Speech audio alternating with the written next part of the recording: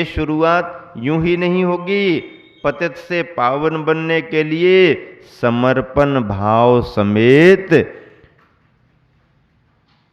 उसके सुखद चरणों में प्रणिपात करना है तुम्हें। अपनी यात्रा का सूत्रपात करना है तुम्हें। किसके चरणों में? माटी को कुंभकार के चरणों में प्रतिपाण करना है, प्रणिपात करना है। क्यों? क्योंकि माटी का भविष्य कुंभकार पर ही निर्भर करता है। माटी का भविष्य किस पर निर्भर करता है? कुंभकार पर। कुंभकार जैसा चाहे माटी को वैसा बना दे। एक जगह देखा, कुम्हार अपने हाथों में मिट्टी लिए कुछ बना रहा है। कुम्हार अपने हाथों में माटी लिए कुछ बना रहा है। बनते बनते जब आकार बना तो देखने में आया कि माटी से चिलम बन रही है। क्या बन रही? चिलम। क्या बन रही? चिलम। जानते हो ना? भले पीते नहीं हो लेकिन जानते तो हो ना? पीने वालों को देखते तो हो। चिलम की प्रकृति क्या होती है? उसमें तंबाकू रख के जला करके फिर लोग पीते हैं। तो फिर चिलम स्वयं जलती है और पीने वाले को भी जलाती है। चिलम की प्रकृति क्या है? स्वयं जलती है और पीने वाले को भी जलाती है। बनते हुए देखा गया कि माटी से चिलम बन रही है। देखने वाले का ख्याल गया, ओह चिलम बनेगी, ये स्वयं जलेगी, दूसरों को भी जलाएगी, ठीक नहीं है। ऐसा वो विचार कर ही रहा था कि थोड़ी ही देर में देखा कि चिलम का आकार मिटने लगा और कुछ नया आकार बनने लगा। अब नए आकार में ये देखने में आया कि छोटा सा मिट्टी का कलश बन रहा है। मिट्टी का कलश बन रहा, घट बनने लगा। विचार करने वाले ने विचार किया, ओह ये घट है, बहुत अच्छा, गर्मी के समय में इसकी बहुत जरूरत होती है। पानी यदि इसमें रखा जाए तो पानी शीतल शीतल होता है, शीतलता प्रदान करता है। मंगल घट शुभ कार्यों में, मांगलिक कार्यों में महत्व रखता है। धार्मिक कार्यों में भी इसका महत्व है और प्यासे आदमी की प्यास को बुझाने में भी घट का महत्व है। घट बनते हुए जब उसने देखा तो देखने वाले ने कुंभकार से पूछ ही लिया, अरे भाई मैं क्या देख रहा हूं? क्या पूछा कुंभकार से? अरे भाई मैं क्या देख रहा हूं? कुंभकार कहता है, अरे बस यूं ही मेरा विचार बदल गया। अरे बस यूं ही मेरा विचार बदल गया। पहले कुम्हार मिट्टी से चिलम बनाना चाह रहा था, लेकिन बनाते बनाते उसका विचार बदल गया। अब उसका आकार प्रकार मिटाया और वो घट बनाने लगा, कलश बनाने लगा। तो पूछने वाले ने जब पूछा कि मैं क्या देख रहा हूं, तो कुम्हार कहता, बस यूं ही मेरा विचार बदल गया। जैसे ही कुम्हार ने कहा कि बस यूं ही मेरा विचार बदल गया, तो माटी के अंदर से आवाज आई, अरे तेरा तो केवल विचार बदला, मेरा तो संसार बदल गया। अरे तेरा तो केवल विचार बदला, मेरा तो संसार बदल गया। कुंभकार का जब विचार बदलता है तो माटी का संसार भी बदल जाता है। कुंभकार का बड़ा महत्व है। माटी का भाग्य विधाता है, माटी का सृजन करने वाला है। ऐसा प्रकार प्रदान कर सकता है कुंभकार कि माटी का इस धरती पर महत्व बढ़ जाता है। ऐसे कुंभकार से उस देखने वाले ने कह दिया, ओहो, अब तो माटी का भाग्य पतित से पावन बनने वाला है। क्यों? क्योंकि माटी का कहना यह है कि कुंभकार का तो केवल विचार ही बदला, अरे माटी का मेरा तो संसार ही बदल गया। पद दलित माटी, अकिंचन सी माटी, जिसका कोई महत्व जैसा नहीं है, ऐसी माटी कुंभकार को पाकर के मंगल घट बन जाती है। ये मूक माटी का कथ्य है। जीवन यात्रा का सार ये है कि माटी को धरती संदेश दे रही है कि कल की प्रभात में कुंभकार आएगा, तुमको लेकर के जाएगा, और तुम्हें कुछ बनना है तो कुंभकार के चरणों में प्रणिपात करना होगा और अपनी यात्रा का सूत्रपात करना है तुम्हें। हम जब भी कोई शुभ कार्य करते हैं, अपने जीवन की मंगल कामना को लेकर के कार्य करते हैं, तो सबसे पहले देव, शास्त्र और गुरु की वंदना करते हैं। जीवन यात्रा का सूत्रपात इसी वंदना से, समर्पण की भावना से प्रारंभ होता है। और क्या कह रही है धरती माँ माटी से? उसी के तत्वावधान में तुम्हारा अग्रिम जीवन स्वर्णिम बन दमकेगा। उसी कुंभकार के तत्वावधान में, सानिध्य में तुम्हारा आगामी जीवन स्वर्णिम बन दमकेगा। परिश्रम नहीं करना है तुम्हें परिश्रम नहीं करना है, परिश्रम वह करेगा, परिश्रम वह करेगा। तुम्हें परिश्रम नहीं करना। नीतिकार कहते हैं, गुरु को प्राप्त करने के पहले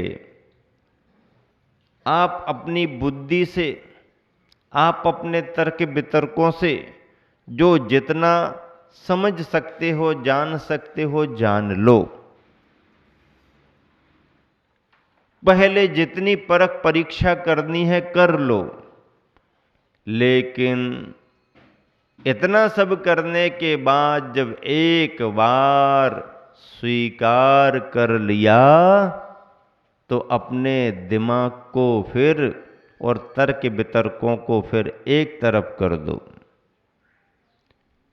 इस नाव में बैठूं कि उस नाव में बैठूं, इस नाव में बैठूं कि उस नाव में बैठूं, नदी गहरी है कि नहीं है, अभी नाव में बैठने का समय है कि नहीं है, नाविक कैसा है क्या है, ये आप जब तक नाव में बैठे नहीं हो तब तक तर्क वितर्क विचार कर लो। गुंजाइश भी है तुमको, स्वतंत्र भी हो तुम, ऐसा कोई बंधन नहीं है। नाव में बैठने के पहले आपको जो भी तर्क वितर्क करना है कर लो, लेकिन एक बार सब कुछ विचार करने के बाद नाव में बैठ गए, अब फिर तुम्हें कुछ करने की जरूरत नहीं है, अब तो नाविक तुम्हारे लिए ले जाएगा। मैंने तेरे ही भरोसे, बस। क्यों? यही शिष्य का समर्पण, यही शिष्यत्व है। तो धरती भी माटी से कह रही है कि तुम्हें अब परिश्रम नहीं करना, परिश्रम तो वह करेगा, उसके उपाश्रम में उसकी सेवा शिल्पकला पर दृष्टिपात करना है तुम्हें। तुम्हें तो देखते रहना है कि ये कुंभकार क्या कर रहा है, क्या कर रहा है, और अपनी यात्रा का सूत्रपात करना है तुम्हें। अपने अपने कारणों से सुषुप्त शक्तियाँ, लहरों सी व्यक्तियाँ दिन रात बस ज्ञात करना है तुम्हें। अपनी यात्रा का सूत्रपात करना है तुम्हें। चिंतन चर्चा से दिन का समय किसी भांति कट गया, परंतु रात्रि लंबी होती जा रही है। धरती को निद्रा ने घेर लिया और माटी को निद्रा छूती तक नहीं। माटी को नींद ही नहीं आ रही। धरती आराम करने लगी, करवटें बदल रही प्रभात की प्रतीक्षा में, तथापि माटी को रात्रि भी प्रभात सी लगती है। माटी को वो रात भी प्रभात सी लगती है। क्यों? क्योंकि उसे आश्वासन मिल गया, कुंभकार आने वाला है, कुंभकार आने वाला है। अब जब कुंभकार आने वाला है तो फिर नींद नहीं आएगी। सुनहरे स्वप्न, कल्पनाएं, भावनाएं संजोते रहेंगे। गुरुवर के दर्शन करने को कल सुबह जाना है, ऐसा तय होते ही कई लोगों को तो खुशी में नींद भी नहीं आती। ऐसा ना हो लेट ना हो जाए, ऐसा ना हो लेट ना हो जाए, ऐसा ना हो लेट ना हो जाए, सब निकल जाए हम यहीं रह जाएं, ऐसा ना हो लेट ना हो जाए। कई बार आपको कहीं शिखर जी या कहीं अच्छी जगह जाना है, सुबह सुबह से जाना है, तो रात भर उसी की कल्पना में, सपने में भी वही। तो यहाँ जब माटी को कह दिया धरती ने कि कुंभकार आने वाला है और ऐसा ऐसा होगा, तुमको ऐसा ऐसा करना है, कल की प्रभात में सब होगा, तो आज रात से ही उसको नींद आना बंद। और प्रतीक्षा में करवटें बदल रही प्रभात की प्रतीक्षा में, तथापि माटी को रात्रि भी प्रभात सी लगती है। प्रभात सी लगने लगी रात्रि, क्यों? संदेशा भी है, नीति भी आचार्य कह रहे हैं। क्या कह रहे? दुख की वेदना में जब न्यूनता आती है, दुख की वेदना में जब न्यूनता आती है, दुख भी सुख सा लगने लगता है। दुख की वेदना में जब न्यूनता आती है तो दुख भी सुख सा लगने लगता है। थोड़ी कमी आ गई तो सुख महसूस होने लगता है। कमी ना भी आई हो और यदि किसी ने कह दिया कि अब भी बस देखो ठीक होते हो, तो ऐसा लगने लगता है जैसे घर में पड़े पड़े बहुत बीमार हैं, बहुत बीमार हैं, बहुत तकलीफ है, बहुत बीमार हैं, ऐसी चर्चा चल रही, और डॉक्टर के पास गए और डॉक्टर ने थोड़ा देख दाख करके और अच्छे से हंस करके कह दिया, अरे तुमको भ्रम हो गया है, कुछ नहीं है, देखो अब भी बिल्कुल 5 मिनट के अंदर ठीक होते, ऐसा वैसा ये वो किया। कैसा लग रहा है? अच्छा लगने लगा, अच्छा लगने लगा। ठीक हो गया ना? ठीक हो रहा है, चलो ठीक हो जाएगा, बार बार आना नहीं पड़ेगा, आदि आदि। यूं ही मतलब दुख की यदि वेदना में थोड़ी भी कमी आने लगे तो उस कमी से ही सुख जैसा लगने लगता है। और यह जो है भावना का फल है, उपयोग की बात है। अपनी भावना का फल है, अपने उपयोग यानी परिणामों की बात है।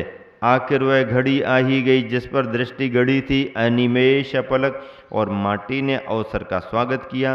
तुरंत बोल पड़ी कि प्रभात कई देखे, किंतु आज जैसा प्रभात विगत में नहीं मिला। और प्रभात आज का काली रात्रि की पीठ पर हल्की लाल स्याही से कुछ लिखता है कि यह अंतिम रात है और यह आदिम प्रभात। यह अंतिम रात है और आदिम प्रभात है, यह आदिम प्रभात है। यह अंतिम गात है और आदिम विराट, गात यानी एक तरह से शरीर, अंतिम अवस्था, और आदिम विराट यानी विराट अस्तित्व को पाने का पहला कदम है। और हर्षातिरेक से उपहार के रूप में कोमल कौपलों की हल्की आभा, घुली हरिताप की साड़ी देता है रात को। इसे पहनकर जाती हुई वह प्रभात को सम्मानित करती है, मंद मुस्कान के साथ भ्रात को बहन सी। इधर सरिता में लहरों का बहाना है, चांदी की आभा को जीतती उपहास करती सी, अनगिन फूलों की अनगिन मालाएं तैरती तैरती तट तक समर्पित हो रही हैं, माटी के चरणों में सरिता से प्रेषित हैं वे। इस तरह से ये वर्णन मूक माटी में चल रहा है। और जब उल्लास और उमंग का वातावरण बनता है तो किस तरीके से आनंद की अनुभूति होती है, प्रसन्नता की अभिव्यक्ति होती है, ऐसा इसमें एक तरह से मूक माटी में वर्णन आया हुआ है। और आगे गुरुवर आचार्य श्री कहते हैं कि जब माटी कुंभकार के हाथों लग जाती है तो कुंभकार भी बहुत कुछ विचार करता है, हर जगह की माटी को नहीं निकालता है, माटी की परख परीक्षा भी करता है, एक दूसरे के भाव जुड़ते हैं। कुंभकार माटी की योग्यता को देखता है, माटी अपने भविष्य का विचार करके कुंभकार को स्वीकार करती है। और ऐसे इन संदर्भों में जबकि संप्रेषण और भाव भासना की बहुत बड़ी बात जुड़ती है, क्यों? क्योंकि भावों के तादात्म्य के बगैर, भावों के जुड़ाव के बगैर कोई काम नहीं बनता। शिष्य के मन में, शिष्य के भावों में जितनी गहराई से अपने गुरु के प्रति समर्पण होता है, शिष्य के भावों में जितनी गहराई से अपने गुरु के प्रति समर्पण का भाव होता है, गुरुवर का उतने ही हृदय की गहराई से आशीर्वाद शिष्य के लिए मिलता है, शिष्य के लिए मिलता है।